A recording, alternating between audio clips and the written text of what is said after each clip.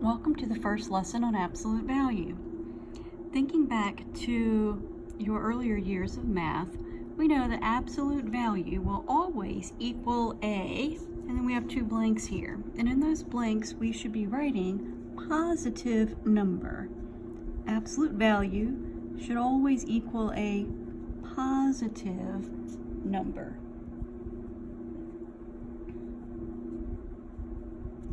So before we jump into the equations, let's look real quick at just a number example. So if you were asked, what is the absolute value of 10? You would say it is 10. And if you were asked, what is the absolute value of negative 10? You would also say that is 10, because absolute value is always equal to a positive number. So the way this is going to apply to equations, as we look at this first example, and I do have blank notes loaded in Google Classroom that you should be looking at and then writing, or you should be writing this in your notebook. When I say that the absolute value of x minus 5 equals 10, we know that x minus 5 could have a value of 10, because that's going to give us 10. Or x minus 5 could have a value of negative 10, because then that would also turn into 10. So we're going to set up our two equations to look like this. X minus 5 equals 10, and x minus 5 equals negative 10. Now the solving part of it should be pretty simple. I'm going to add 5.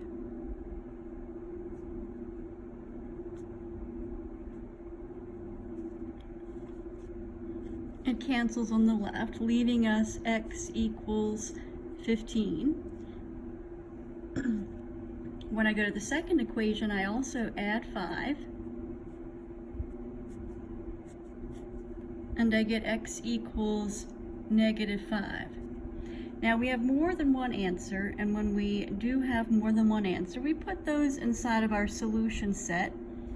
These are our curly braces. So I have 15 and negative 5. Now for this first problem, I'm going to go through the checking process so that you can see this does actually work. All right, so I'm going to write my original problem. X minus 5 equals 10. And I'm going to substitute in the 15 first. So 15 minus 5. Well, 15 minus 5 is 10. And the absolute value of 10 is 10. So that does work. Now, let's check it with the other solution. So I'm going to write it again. And this time I'm going to substitute in my negative 5. So negative 5 minus 5 equals 10. The absolute value of negative 10 does give us 10. So that solution also works. So 15 and negative 5 are the two solutions. Let's look at equation 2. I'm going to set up my two equations. I'm going to have x plus 17 equals 31. And I'm going to have x plus 17 equals negative 31. So you see our two equations. Now we're going to solve. So I'm going to subtract 17.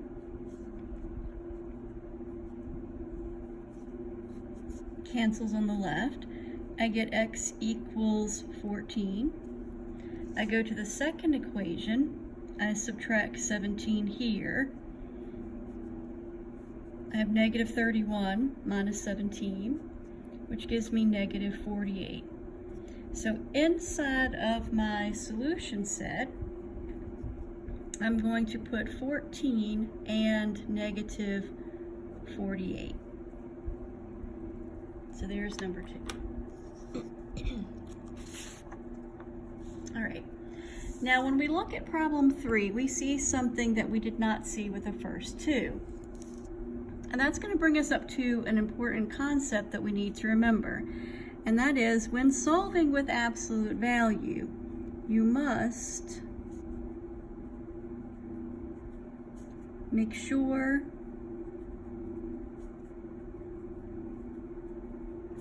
absolute value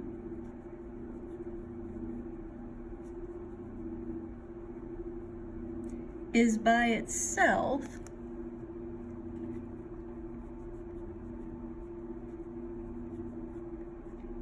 before solving.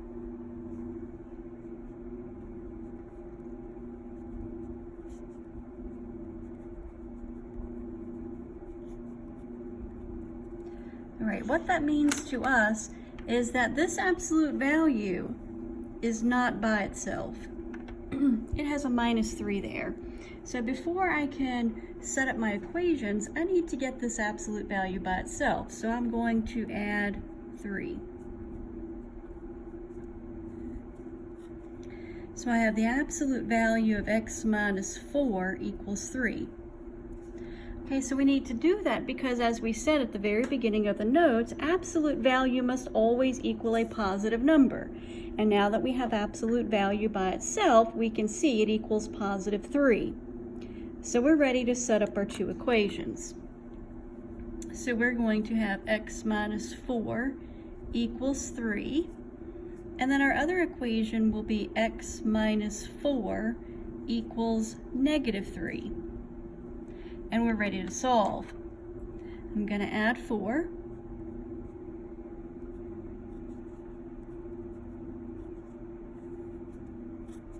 I get x equals 7. I'm going to go over here and add 4.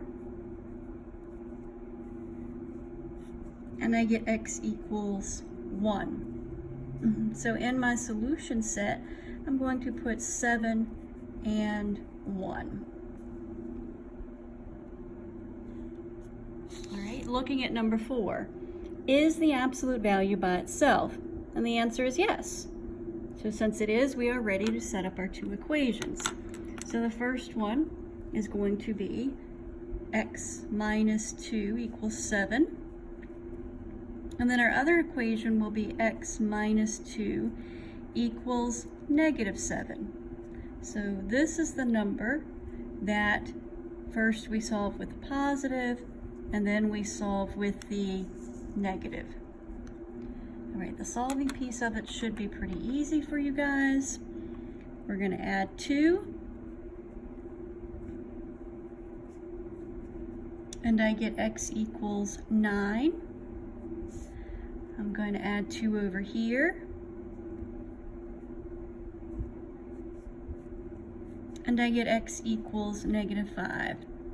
So we have our two solutions. They are 9 and -5. Make sure you are putting them in your curly braces.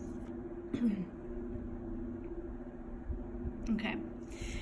Looking at number 5, we see that the absolute value is not by itself.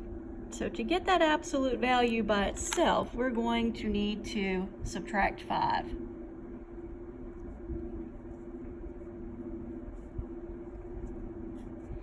And what we get is the absolute value of 2x plus 7 equals -5. Now, if you're not paying close attention and noticing certain things, you would probably mess up and try to set up your two equations. However, we said in the very beginning of this packet of notes that absolute value must equal a positive number. This is a negative. Okay? Absolute value can never equal a negative. Okay, so if this happens, there is no solution. And the way that they tell us to write no solution, it's called the empty set. And the empty set is when we have our curly brackets or solution set up and it's empty. There's nothing inside because there is no solution. All right, look at number 6.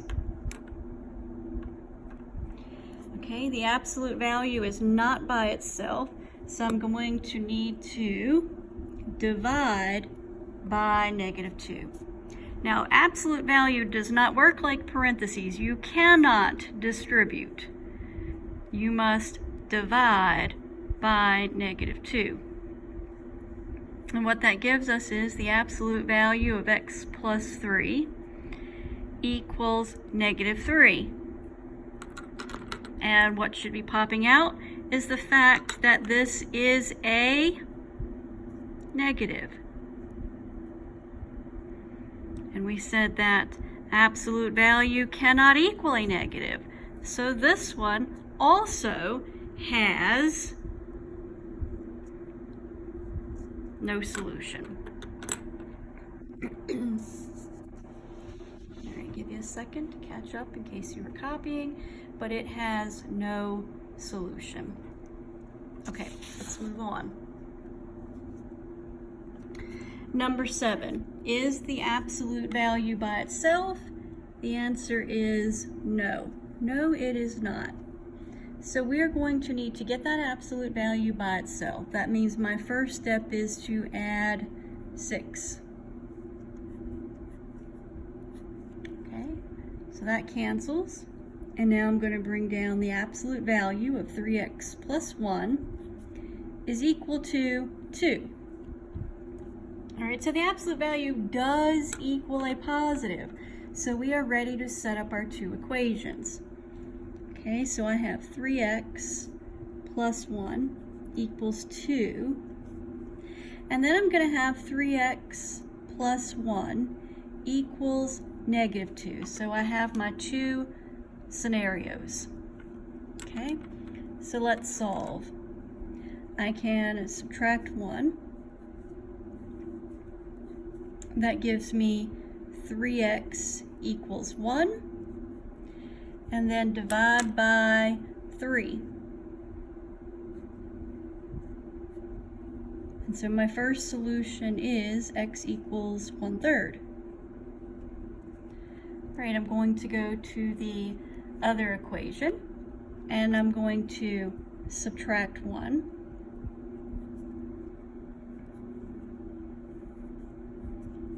I get 3x equals -3. And then I divide by 3. And I get x equals -1. So I have two solutions, 1/3 and -1. Notice we can have negative answers. It's this piece right here that we are checking that must remain positive when you get absolute value by itself. All right, number 8. Okay, absolute value is by itself, but it's got a variable here. We don't know yet about whether that's going to be positive or negative until we actually solve. So I'm going to set up my two equations.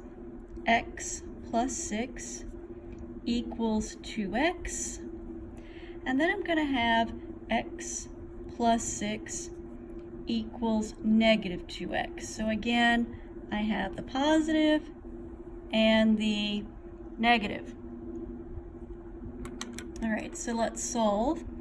Over here, I'm going to subtract x. Remember, x is the same as 1x. If it's going to throw you off, we don't want you to make careless mistakes. So I get 6 equals x, which means x equals 6. All right, on the other side, I'm going to subtract x. Again, that's the same as -1x. And this time I get 6 equals -3x.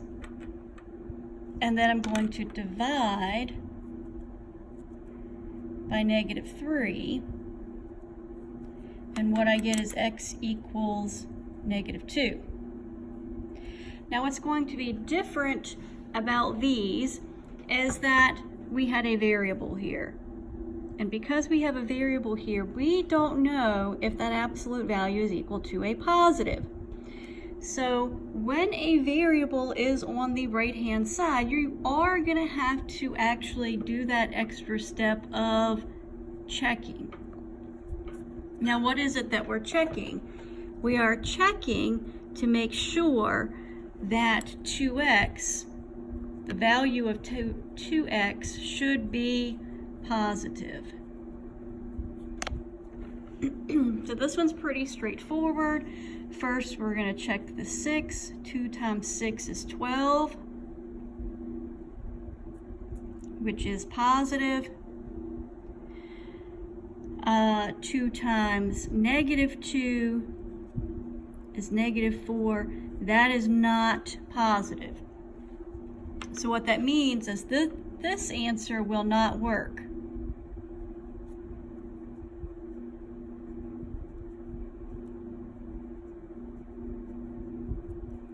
Okay, so this is our answer. So we only have one answer this time, and that is 6.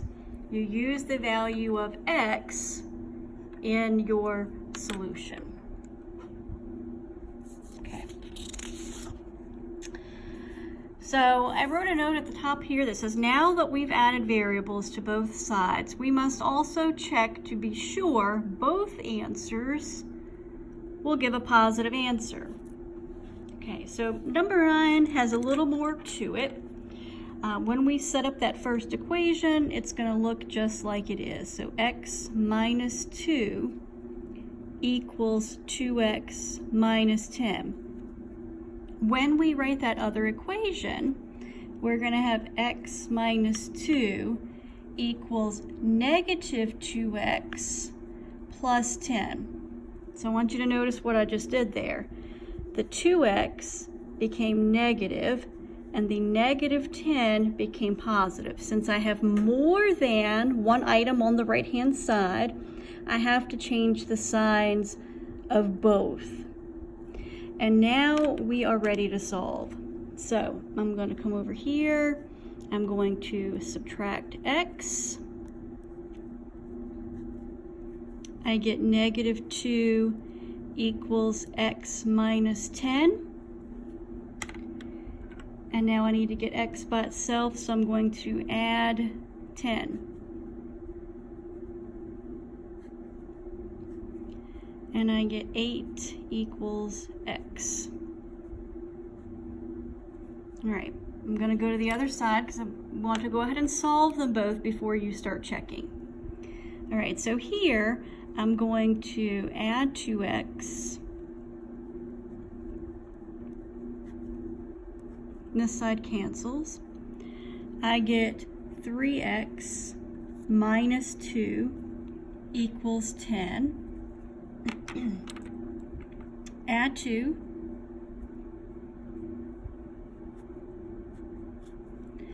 I now have 3x equals 12. And then when I divide by 3, I get x equals 4.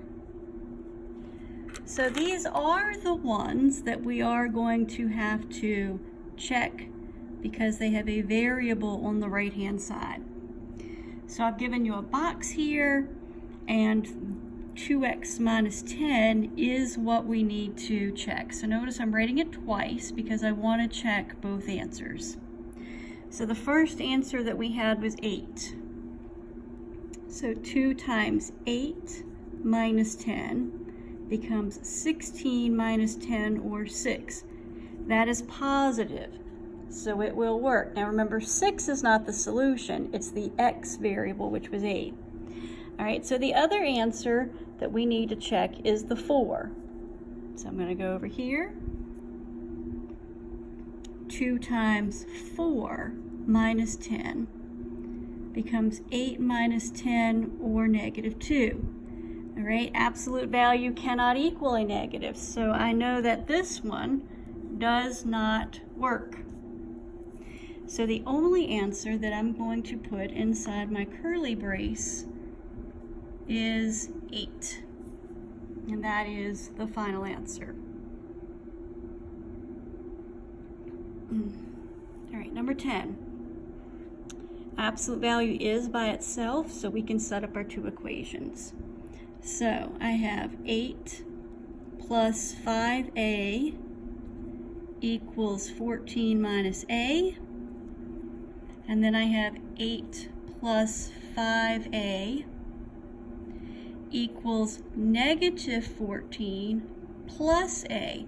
So the 14 goes from positive to negative, and the negative a, or subtraction, now goes to addition. And we're ready to solve. So I'm going to come over here, and I'm going to add a.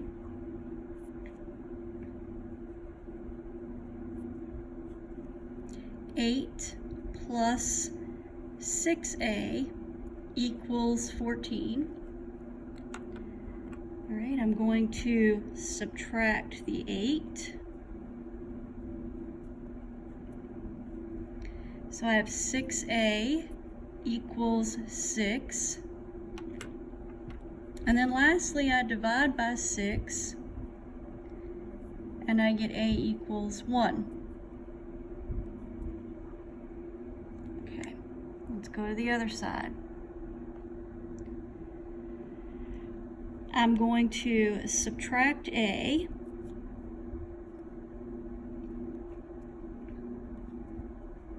And we have 8 plus 4a equals negative 14. Okay, I'm going to subtract 8.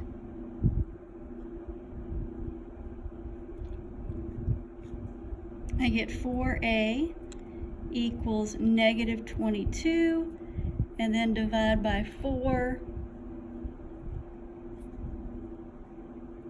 I get negative 5.5. Now, I need to know whether or not they will both equal a positive, so I've got to check them. So in my checkbox, I'm going to write it twice. 14 minus a, 14 minus a. So the first answer that we had was 1. So I'm going to come over here and say 14 minus 1. Well, that's 13, and that is positive. The second answer I had was negative 5.5. So 14 minus negative 5.5. Well, we know that two negatives make a positive, and that gives us 19.5, which also is positive. So this one will have two solutions. One of the solutions is 1, and the other solution is negative 5.5. You could also write that as negative 5 1/2. So I'll give you a chance to look at that in case you needed to either pause the video or catch up to me. Two solutions. All right, one last example. And that is because if you forget the golden rule of getting absolute value by itself, you could make a critical error. For example, if I see I have a negative 21 here, I might assume there is no solution. However, what have we not done? We did not get absolute value by itself. So I need to divide by negative 3. And what do you notice? I get the absolute value of x plus 9 equals a positive 7. So now that absolute value is by itself, that is a positive 7. That means it can be solved. So I'm going to need my two equations. The first one is going to be x plus 9 equals 7. And the second one, x plus 9 equals negative 7. And we're going to solve. So I subtract 9 and get negative 2. I subtract 9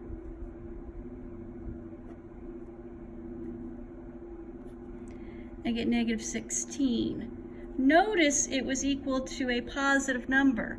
There's no variable involved. So I could check it if I wanted to plug it back in, but I don't have to check it to make sure it gave me a positive answer. I know that negative 2 and negative 16, they are my solutions. Okay, so in Google Classroom, I have posted some homework for you. make sure you do the homework, make sure you show your work, and then make sure you upload it into your assignment area of Google Classroom. I look forward to seeing your homework. Please feel free to email me, o'brienp@ameliaschools.com, if you have any question. Thanks, and I'll see you next time.